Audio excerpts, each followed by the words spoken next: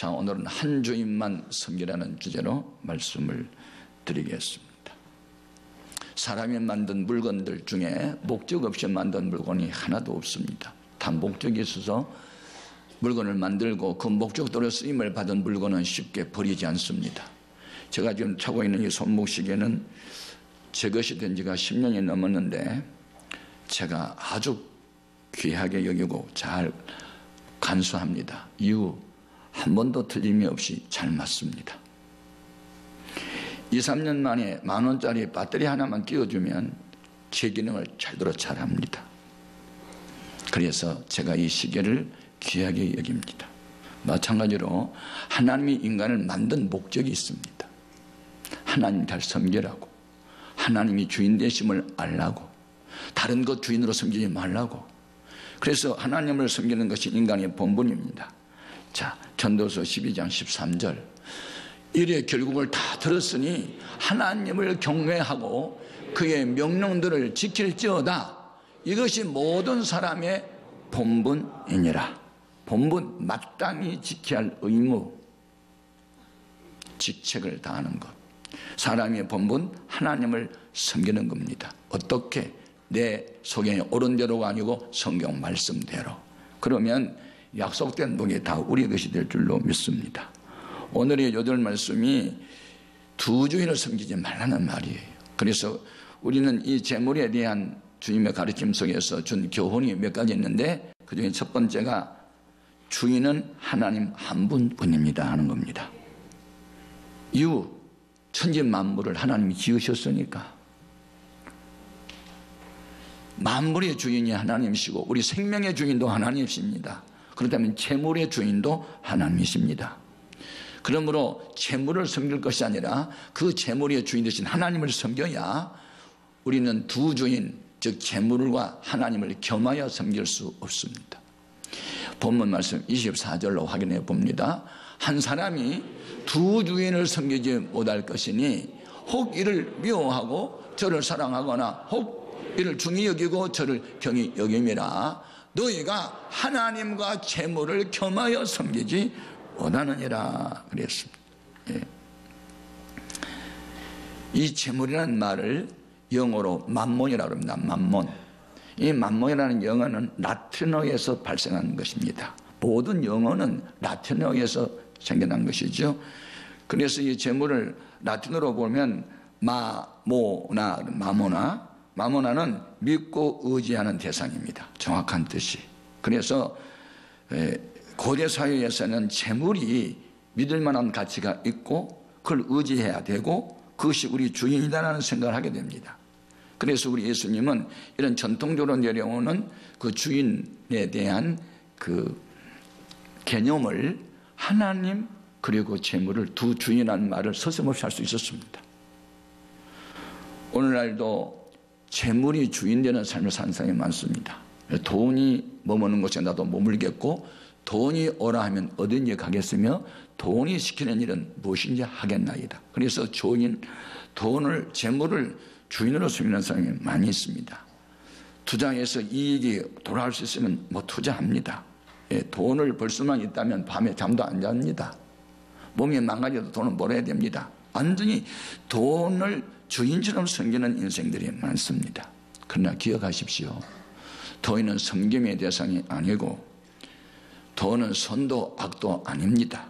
하나의 물건입니다. 우리가 살아가는 필요한 하나의 물건입니다. 그래서 선한 사람의 돈을 쓰면 돈은 선한 것이 되고 악한 사람의 돈을 쓰면 돈은 악이 되는 것입니다. 그래서 돈은 선도 악도 아닙니다. 돈의 근원, 모든 재물의 근원은 하나님이십니다. 그래서 여러분이 나타나는 재물을 붙들고 살지 말고 그 재물의 주인 되신 하나님을 의지하고 살고 하나님의 사랑을 받고 살아야 재물도 주십니다. 잠언서 8장 18절 이해합니다. 부귀가 내게 있고 장관 재물과 공의도 그러하니라. 내 열매는 금이나 정금보다 나으며 내 소득은 순은보다 나으니라. 나는 정의로운 길로 행하며 공의로운 길 가운데로 다니나니 이는 나를 사랑하는 자가 재물을 얻어서 그 곳간에 채우게 하려 함이니라. 아멘. 네. 우리 그리스도인은 불신자처럼 살면 안 됩니다. 여러분의 정체성을 분명하게 하십시오.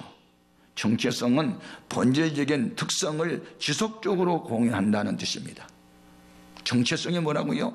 본질적인 특성. 우리는 본질적으로 불신자와 다릅니다. 그들은 자기를 위해서 살지만 우리는 주를 위해서 삽니다. 벌써 다릅니다. 그런 돈이 자기들의 모든 것을 행복하게 줄 수 있다는데 우리는 돈이 아니라 행복의 주인공은 하나님이라고 믿습니다. 본질이 다릅니다. 물과 기름은 다 같은 액체이지만 질이 달라요. 기름은 가벼워 물 위에 떠 있고 물은 기름보다 무거워 기름 아래에 있습니다. 여러분의 정체성, 나는 그리스도인이고 하나님 백성이다, 분명하게 살아야 됩니다. 어쩌면 신자 같고 어쩌면 불신자 같고 그렇게 알쏭달쏭 회석 분야로 살면 안 됩니다. 세상과 하나님 사이에서 더 이상 갈등하지 말아야 합니다. 이제 우리는 재물의 주인이 아니라 하나님이 유일한 주인임을 믿습니다. 그리고 주인 되신 하나님 아버지가 나를 보실 때 재물을 많이 둬도 헛군데 쓰지 않고 의미 있게 쓰니 줘도 되겠다, 그러면 하나님이 주시는 겁니다. 우리가 믿는 하나님은 어떤 분이신가 하면 아버지입니다. 어떤 아버지? 아버지는 세 가지 의미가 있어요. 나를 존재하게 하신 분, 나를 있게 하신 분, 나를 낳으신 분이 아버지요. 아버지는 나의 보호자요. 아버지는 나의 필요한 것을 공급하신 분입니다.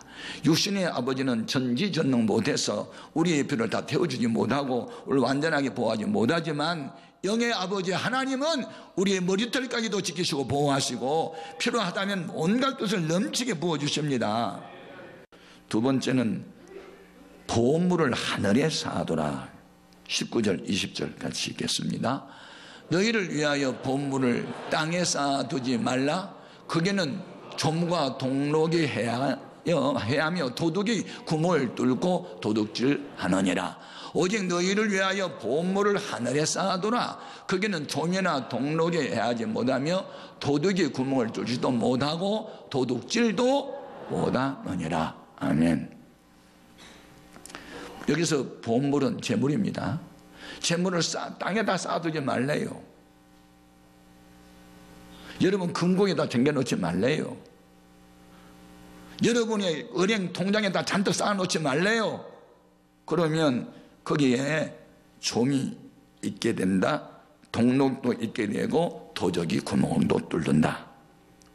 좀이라는 것은 고급 옷을 갉아먹는, 망가지게 해서 더 이상 쓸모가 없게 만드는 해충입니다. 해충. 좀은, 동록은 구리를 부식시키는 푸른 노시고 세균인의 일종으로 물건을 변질시켜서 더 이상 쓰지 못하게 하는 것이 동록이에요. 또 도둑이 구멍을 뚫는다는 말은 여기서 도둑은 마귀예요. 마귀는 살인자고 절도고 강도예요. 도둑이 올 때는 귀중한 것을 뺏으러 와요. 건강 뺏어가요. 재물도 뺏어가요. 자식도 뺏어가요. 다 뺏어가요. 이 세상에는 그런 거 있다는 거예요. 그러나 하늘은행에다가 딱 갖다 놓으면 거기는 도둑인 마귀가 접근도 못하고 동록도 없고 좀도 없다. 여러분, 우리가 하나님의 영역 안으로 들어가면 악한 자가 손도 못 댄다. 그러니 너희 재물을 하늘에 쌓아두라. 어떤 방법으로? 연보하라 그 말입니다. 하늘에 은행에다가 저금을 자꾸 하는 방법은 하나님께 바치는 연보고, 또 하나는 불쌍한 사람을 구제하는 것. 네. 하늘에다가 자꾸 쌓아놔라. 그런데 여기 보면 하나님을 위해서 하란 말 없어요. 착각하지 마십시오. 교회에서 헌금했어요? 성경에 없어요. 하나님 위해서 헌금해요? 하나님 무슨 거짓입니까? 우리의 무슨 돈이나 받으신 하나님이세요? 성경에 너희를 위하여, 여러분 자신을 위하여 연보하십시오. 여러분을 위하여 천국 보물 창고에다가 여러분을 위하여 하십시오. 성경에 없어요. 하나님께서 뭐 교회에 성금했다고요? 하나님은 우리에게 돈이나 받아 잡수시는 분이 아니에요. 우리를 복 주시려고 복실을 심으라고 말씀하시지. 여러분을 위하여 연구하는 것입니다. 마태복음 13장 23절에 좋은 땅에 뿌려졌다는 것은 말씀을 듣고 깨닫는 자니 결실하여 어떤 것은 100배, 어떤 것은 60배, 어떤 것은 30배가 되느니라 하시더라. 예. 그리고 우리가 하늘 은행에다가 찾고 보물을 갖다 넣어야 할 것이 있어요. 이게 하나님이 지명한 거고 명령한 거예요. 그게 온전한 11조 생활이에요. 온전한 11조. 눈가리마로 한 11조 말고 매주마다 주정하는 것처럼 하게 하지 말고 온전하게 하는 것. 그렇게 하면 하나님이 복을 쌓을 것이 없도록 부어준대요. 말라기서 3장 10절 이하 같이요. 만군의 여호와가 이르노라 너희의 온전한 11조를 창고에 들여 나의 집에 양식이 있게 하고 그것으로 나를 시험하여 내가 하늘문을 열고 너에게 복을 쌓을 것이 없도록 붙지 아니하나 보라. 만군의 여호와가 이르노라 내가 너희를 위하여 메뚜기를 금하여 너희 토잔 소산을 먹어 없애지 못하게 하며 너희 발에 밭의 포도나무 열매가 기한전에 떨어지지 않게 하리니 너희 땅이 아름다워짐으로 모든 이방인들이 너희를 복되다 하리라. 만군의 여호와의 날이니라. 아멘. 11조 바로 하십시오. 네. 우리 교회 장로님은 부모로부터 받은 유산, 그것을 부동산을 처분했는데 아마 9억을 받은 것 같습니다. 9천만 원 원금했어요. 이렇게 하는 게 온전하게 하는 겁니다. 아파트 전에 5억 주고 샀는데 7억에 팔았으면 2억 남았으면 2천만 원 하는 겁니다. 11조 그렇게 해야 되는 거죠. 온전하게 하십시오. 만약 그렇게 하지 않으면 하나님의 것으로 규정한 것을 우리가 가졌다. 그것을 하나님은 도둑이라고 했습니다. 도둑. 그래서 하나님의 것을 도둑질하게 되면 어떤 일이 벌어지는가? 하는 일마다 문제 생기고 도둑이 다 가져가고 사고나고 병들고 입원하고 병원에 다 갖다 주고 그런 일이 벌어진다고 말이죠. 말라기서 3장 8절 이하 같이요. 사람이 어찌 하나님의 것을 도둑질하겠느냐? 그러나 너희는 나의 것을 도둑질하고도 말하기를 우리가 어떻게 주의 것을 도둑질하였나이까 하는도다. 이는 곧 11조가 봉헌물이라. 아멘. 네. 오늘 우리는 돈을 말하기 전에 하나님을 돈보다 더 사랑하는가 하는 질문에 대답해야 됩니다. 여러분은 더 이상 돈의 종이 되지 마십시오. 하나님을 섬기십시오. 그리고 돈은 많이 벌어서 그냥 하나님을 위해서 많이 쓰십시오. 그것이 기독교인이 해야 할 일인 줄 믿습니다. 만일 여러분 자신을 위해서 자식들을 위해서 돈을 모아 계속 모는다? 성경적 가치관도 아니고 신앙생활도 아닙니다. 자식들 공부 가르치고 장가시 보내고 직장 잡았으면 됐고 그 다음에 나머지 돈은 전부 다 벌어서 교회에다 갖다 바치고 성경하고 불쌍한 사람 돕고 그렇게 살아가는 것이 기독교인의 삶의 철학인 줄로 믿습니다. 그래서 하나님께서 우리에게 복을 주실 때 첫 번째가 영혼이 잘된 가치. 영혼이 잘된 말은 신앙 양심의 가치가 없는 게 영혼이 잘된 겁니다. 하나님을 위해서 살아가는 거 영혼이 잘 되는 겁니다. 그 다음에 관계가 잘 되어지고 그 다음에 마지막이 마음이 평안과 건강입니다. 그래서 하나님은 반드시 순차적으로 복을 명하십니다. 데살로니가전서 5장 23절 같이요. 평강의 하나님의 칭이 너희를 온전히 건강하게 하시고 또 너희의 온 영과 혼과 몸이 우리 주 예수 그리스도께서 강림하실 때에 흠없게 보존되기를 원하노라.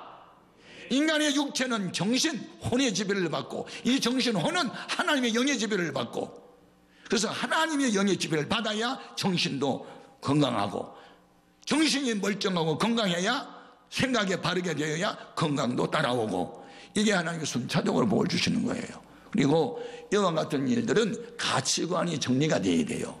뭐가 더 가치 있는 것이냐? 재물은 세 번째 가치로 성경은 말합니다. 두 번째 가치는 것이 명예고, 첫 번째 가치가 하나님과 사랑받는 은총이라고 그랬습니다. 순서를 바꾸지 마십시오. 돈 있어야 예수 믿는다고요? 돈이 우선 있어야 신앙생활도 잘할 수 있다고요? 마귀 소리입니다. 신앙생활은 돈 갖고 하는 게 아니고 하나님 사랑하는 마음 갖고 하는 겁니다. 가치관 정리하십시오. 잠언서 22장 1절 같이요. 많은 재물보다 명예를 택할 것이요, 은이나 금보다 은총을 더욱 택할 것이니라. 솔로몬 왕이 쓴 이 지혜서에 그는 은과 금을 구하지 않았습니다. 나이 30살에 왕이 됐는데 내가 이 많은 백성 어떻게 하면 좋아요? 나 우리 아버지처럼 하나님 섬기고 싶어요. 다윗처럼 섬기고 싶어요. 그리고 1000번을 하나님께 바치고 기도를 하는 중에 꿈에 하나 나타나서 무엇이 이렇게 원하는 것이 있는데 나 지혜 주세요. 하나님 바로 섬길 수 있는 지혜 주세요. 그래, 다른 사람이 구하는 부귀와 영화도 안 구하고 원수를 갚아달라고도 하지 않고 너 내 뜻대로 살아보려고 지혜를 구했다. 내 마음이 합당하다 하고 구하지도 않은 부귀와 영화도 다 준 거 아닙니까? 가치관이 정리가 되니까 다 주셨어요. 엉뚱한 재물 구하지 말고 명예 구하지 말고 하나님의 사랑을 더 많이 하십시오. 하나님을 사랑하면 계명 지킵니다. 11조 바칩니다. 연보가 즐겁습니다. 더 많이 바치고 싶습니다. 하나님을 위해서 바치지 마십시오. 성경에 없습니다. 여러분을 위하여 하십시오. 심는 대로 거두게 하십니다. 세 번째 중 교훈이 있습니다. 우리 마음을 복의 근원이신 하나님께 두어야 합니다. 아멘. 21절 같이요. 내 본물이 있는 그곳에는 내 마음도 있느니라. 그렇습니다. 본물은 재물로 말하는 겁니다. 재물이 있는 곳에 마음이 있어요.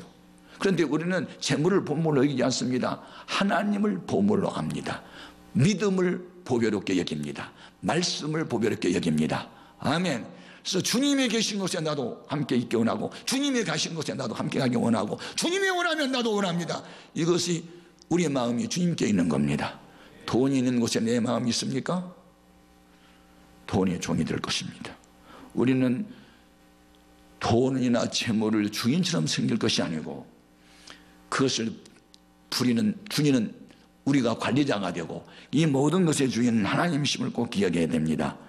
그래서 우리 마음이 하나님의 몸된 교회에 두고 교회의 부흥을 어떻게 시킬까, 어떻게 하면 더 많은 영혼을 구원할까, 여기에 하나님의 차원에서 무엇을 생각하고 어떤 게 또 계획하고 교회가 부흥되면 다 해결된다고 생각하고 이렇게 영적인 차원에서 생각을 해야 하나님이 함께하는 사람인 줄 믿습니다. 이런 사람에게는 재물 얻을 능력도 주셔요. 여러분, 재물 여러분 수단 방법으로 되는 게 아니에요. 주님이 재물 얻을 능력을 주셔야만 얻을 수 있어요. 신명기 8장 18절 같이요. 내 하나님 여호와를 기억하라. 그가 내게 재물 얻을 능력을 주셨음이라. 이같이 하심은 내 조상들에게 맹세하신 언약을 오늘과 같이 이루려 하심이니라. 고기를 잡을 수 있는 기술이 뛰어나도 고기가 안 잡히는데 어떻게 할 거냐고요. 3년 반 동안 주님 따라다니다가 예수님이 세상을 떠나자 허탈감에 빠졌던 베드로가 난 물고기 잡으러 가겠다 하고 3년 반 옛날 직업으로 돌아가요. 기베나 호수에 가가지고 그물을 밤새도록 던지는데 안 잡혀요. 왜? 주님이 재물 얻을 수 있는 능력을 안 줄 때는 안 잡혔어요. 우리 예수님이 새벽에 바닷가에 찾아오셔서 고기가 있느냐? 없어요. 못 잡았습니다. 그래, 그러면 배 오른편에다가 그물을 한번 던져보라. 네, 던졌더니 커다란 물고기가 몇 마리 잡혔어요? 153마리. 안 세봐서 몰라? 성경에 나와. 요한복음 21장에 보니까 한 번 그물 던졌는데 커다란 물고기가 153마리가 잡혔어. 단 데 같으면 그물이 찢어지니 그날은 그물 찢기도 않았대.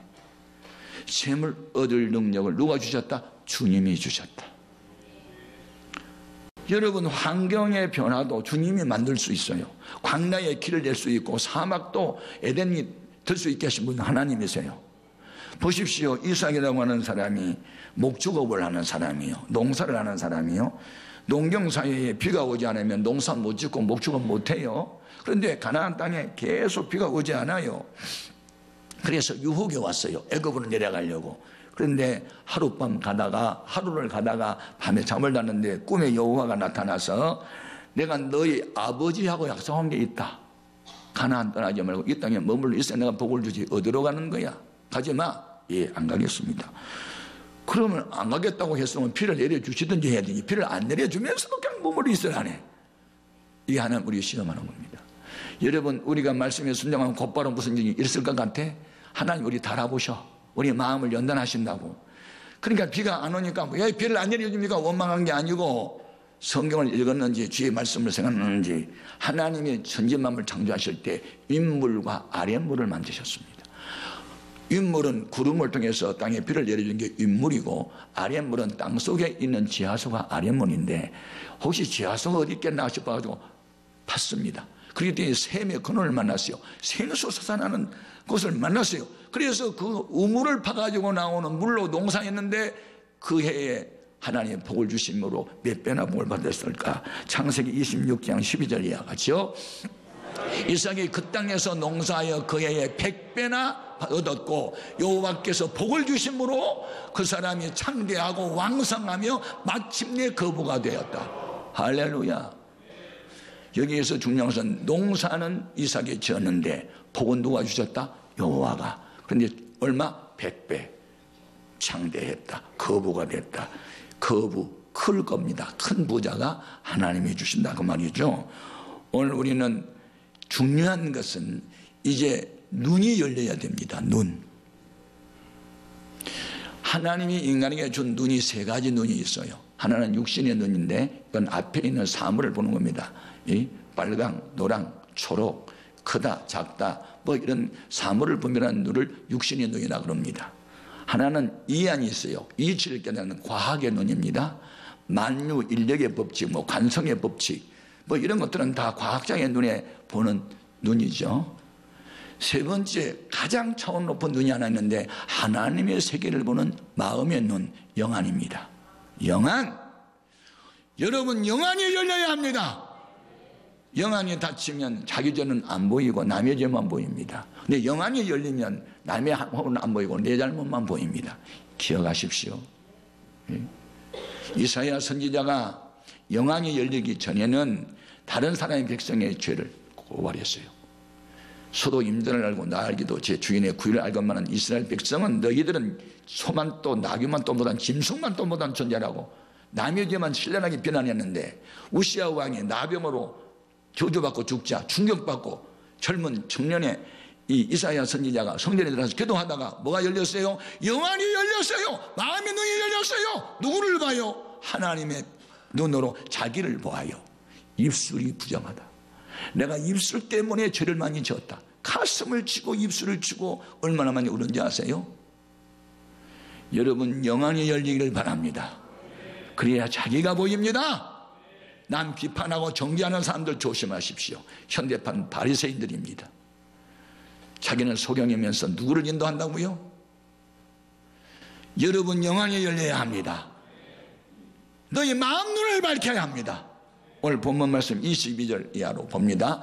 눈은 몸의 등불이니 그러므로 내 눈이 성하면 온 몸이 밝을 것이요 눈이 나쁘면 온 몸이 어두울 것이니 그러므로 네게 있는 빛이 어두우면 그 어두움이 얼마나 더하겠느냐.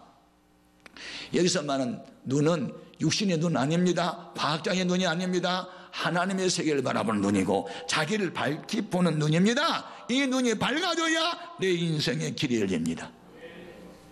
소경의 소경을 인도하면 다 구덩이 빠집니다.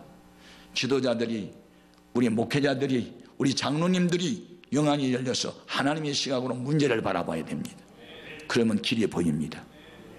그렇게 가치관이 정리되고 그렇게 살아가면 하나님은 영혼도 잘되게 하시고 범사도 잘되게 하시고 늘 강건함도 따라오게 될 줄 믿습니다.